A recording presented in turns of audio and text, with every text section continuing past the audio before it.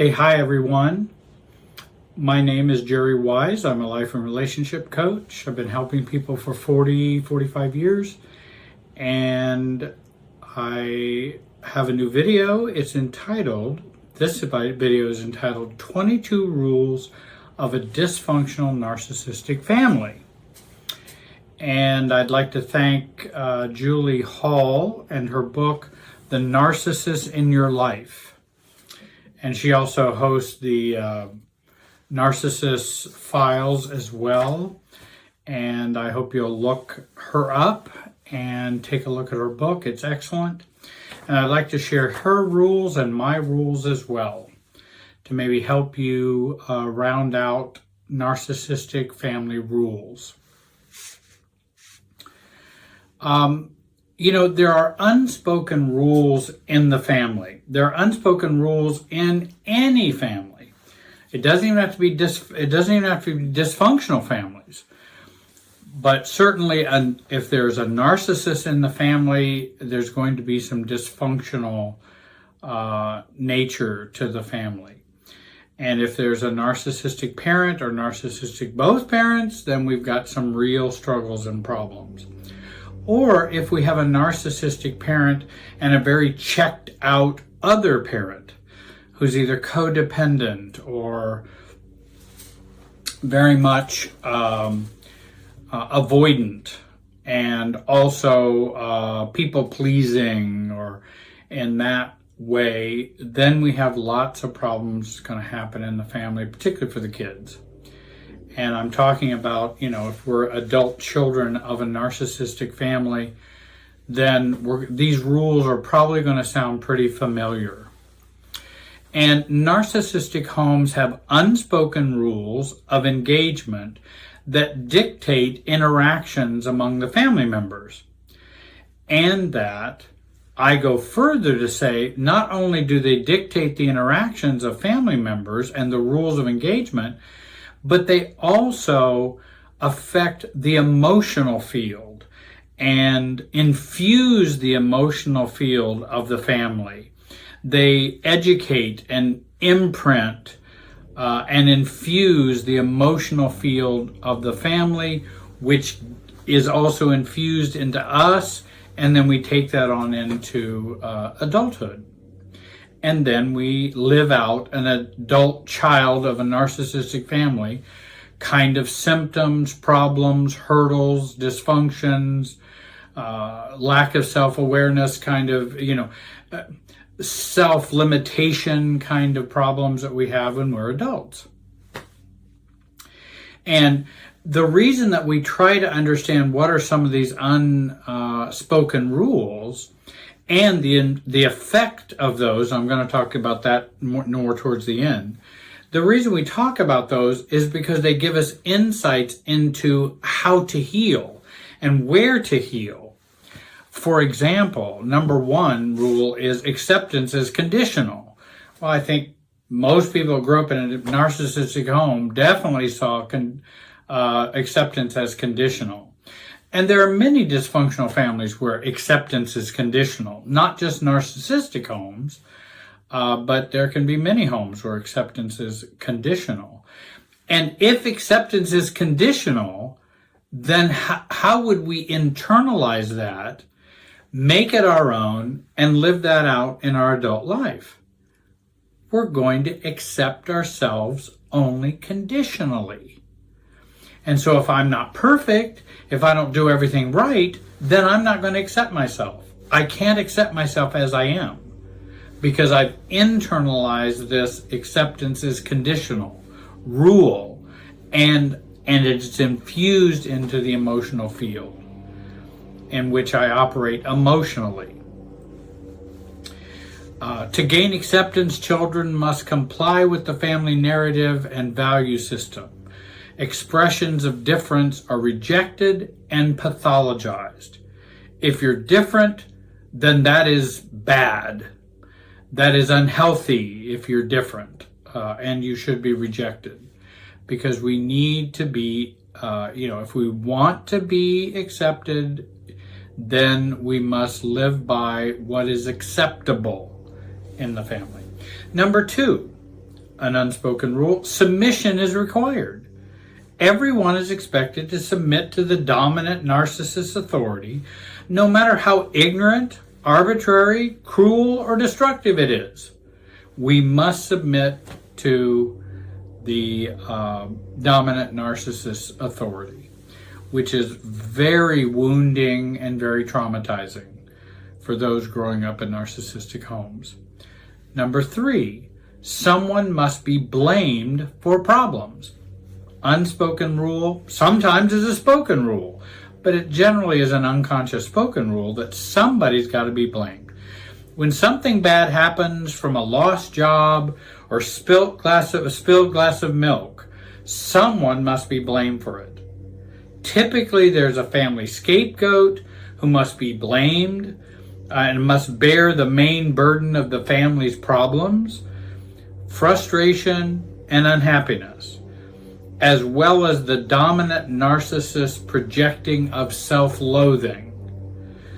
So for all the problems in the family and the narcissist self-loathing, there must be a scapegoat to be able to take all those multitude of problems and sins and take them upon them, and we place them upon them. And then that scapegoat carries all of the family pathology with them. And that's how we handle that in family systems way of thinking. Sadly, it is traumatizing for the scapegoat and maybe allows some breathing room for the family, but sadly, anytime there are roles, anytime there are scapegoats, golden children, all those kinds of roles, everyone loses. Number 4, vulnerability is dangerous, and it can persist for years and years. This, you always think of never be vulnerable because it is always very dangerous. Be very careful because you will be shot down for it, you will be punished, you'll be shamed, you'll be corrected, you'll be blamed for vulnerability. Number 5, you must take sides. And just as there is always blame and shame, there are always sides in a narcissistic home. And if you are not on the dominant narcissist side, you are wrong. Children often feel forced to choose between parents, siblings, and other family members. And it's very difficult to have to do that. It puts us in a very difficult triangulating place in which if I choose not to take a side, there can be consequences. If I take a side, there are consequences. And so I must choose from 2 bad consequences. Well, children grow up learning that, and then they feel their whole life is a choice between bad consequences.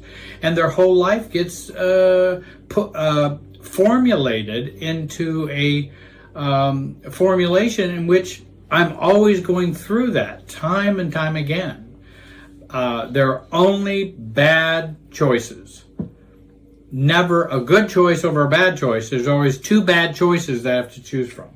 And many times adult children of narcissists will find their lives shaped in that way. The good news is we can get out of that formulation that way.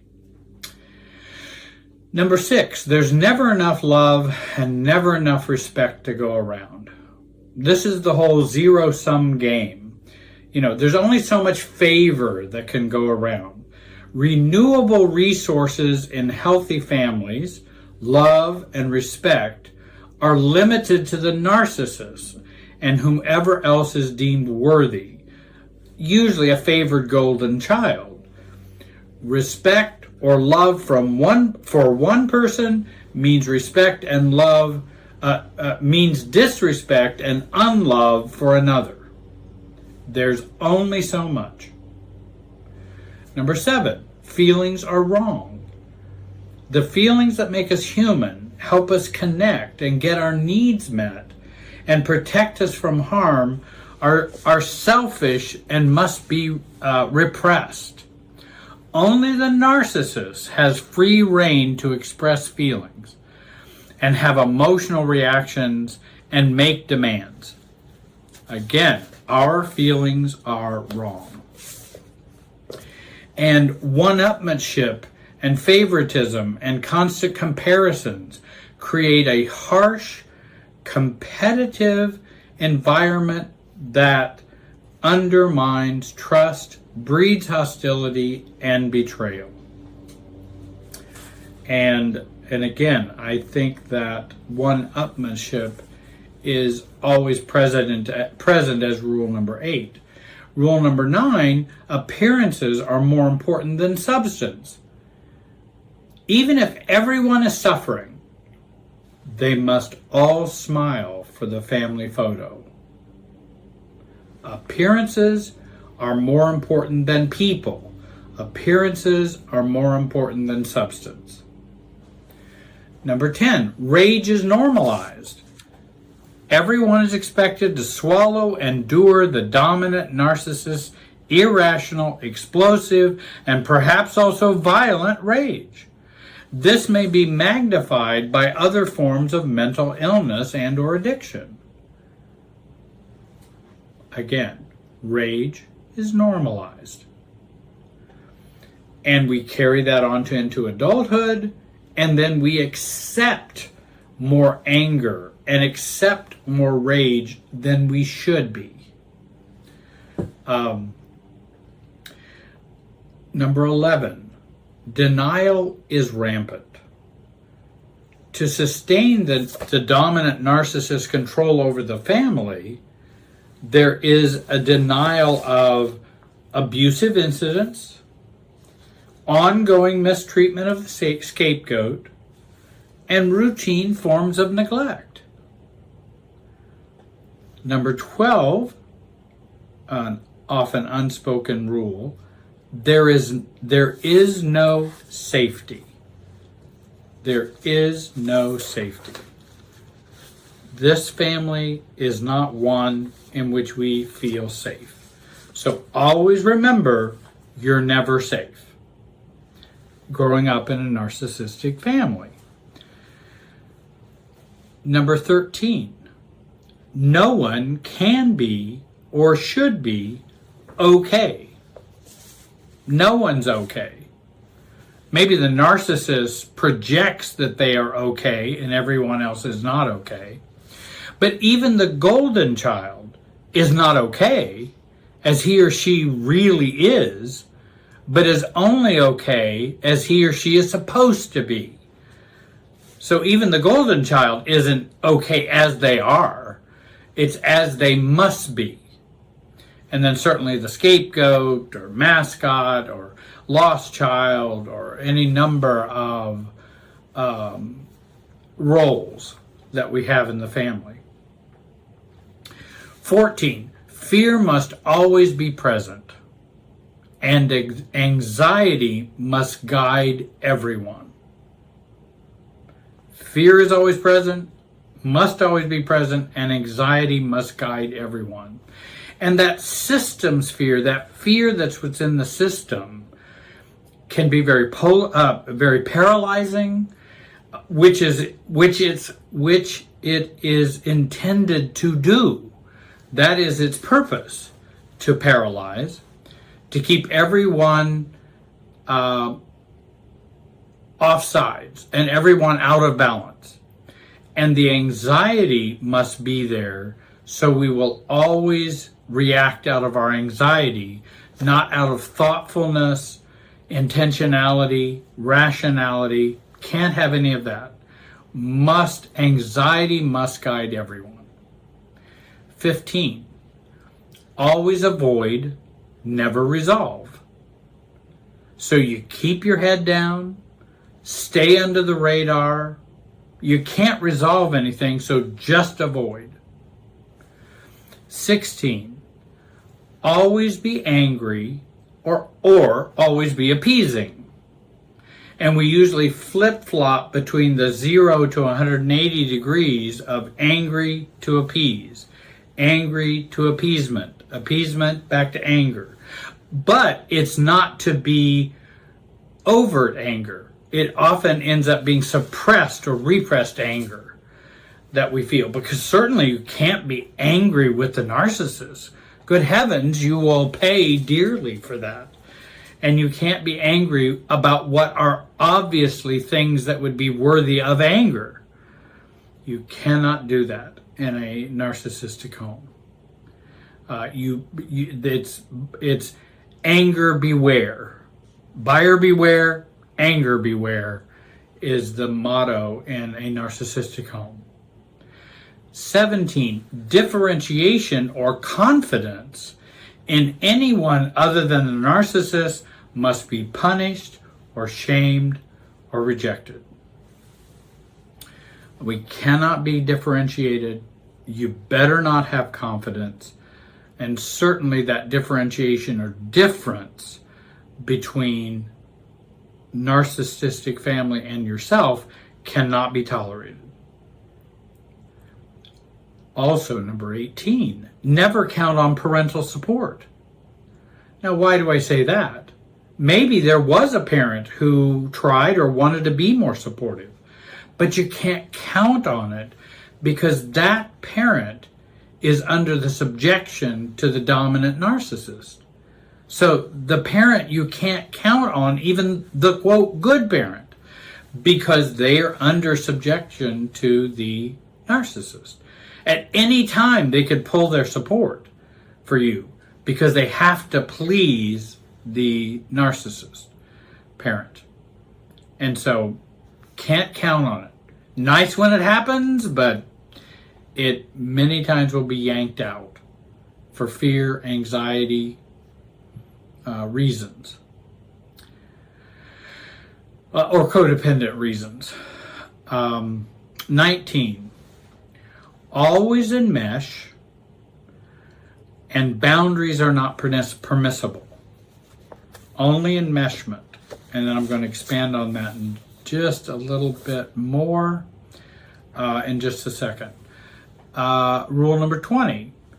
You must always be borrowing a self or loaning a self, but never having a self in a narcissistic home.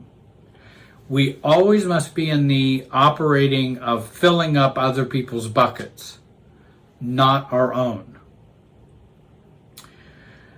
Rule 21. Systems feelings always trump true feelings. True feelings may be feelings of rejection, hurt, sadness, abandonment, fear. But what's going to trump those is our guilt, shame, fear of abandonment, fear of rejection, fear of sadness, fear of hurt, which are systems feelings. They're going to trump our true inner feelings by how we've been treated. And again, guilt, shame, fear of abandonment, fear of rejection, those things are the systems feelings that will often take precedent over true feelings in a narcissistic home. Rule 22, the narcissistic family's super self must be shared and borrowed from by everyone as long as the narcissist lives. That super self that we have when we're children, we must borrow from that super self because it's the family super self, and nobody has a self. We just operate out of the super self. Your self must be the family self and must have its origins in the family self. Don't disagree, don't feel differently, only operate from that super self. And don't operate in another emotionality than the family super self. So if someone goes and gets counseling, coaching, or help, or support, and they begin to function differently internally, emotionally, then you're differentiating from the family super self. You are beginning to differentiate from it. And that is not welcomed. It does not feel good. It will be condemned. It will be reframed as selfishness and a lack of love and support for the narcissistic family and the narcissistic super self that we all are supposed to share. So what happens when we have all of these unspoken rules? What does this create? Certainly low self-esteem, a strong internal critic. The narcissistic parent bequeaths the criticism or the critic to the child. This is your inheritance. Take me with you always. And we do. And we internalize it and take it. And then we criticize ourselves all the time internally. It creates unresolved grief and loss. Internal inner vows, such as I will never be vulnerable again, ever, because it's never safe. So I will never do that. Well, now I'm a 45-year-old adult, and I'm still vowing to never be vulnerable. Well, what does that do for relationships, marriages, parenting? Or another vow, I will always overwork to show my dad or mom to prove that they are wrong about me, and they were wrong about me. That's another inner vow that we can have. There are many inner vows we might have. And these rules create these kind of inner reactions and vows. These rules also tend to annihilate the self. So we must rebuild it or build it as adults. Fusion with the narcissistic family super self follows us into adulthood. And then we wonder why we struggle more than others seem to. Half of ourself, so to speak, or more, or in some cases, 99% of ourself, is still our family growing up. And it's within us. And that's our self, not our true self. It's the family super self. And with some of these concepts that I've mentioned, you can watch some of my videos to go deeper into some of these topics. Take a look at my playlists. Again, I hope you will subscribe to this channel, join this channel, support the channel financially so I can continue to make videos for you. And if you would like help, please contact us. I want to thank you for watching today. Have a great day and be wise. I would also like you to get the book by Julie L. Hall, The Narcissist in Your Life. And in addition to that, look up the Narcissist Family Files. It's online. I think it's put out by Julie Hall, and I really believe you would appreciate those resources. Thanks again. Have a great day.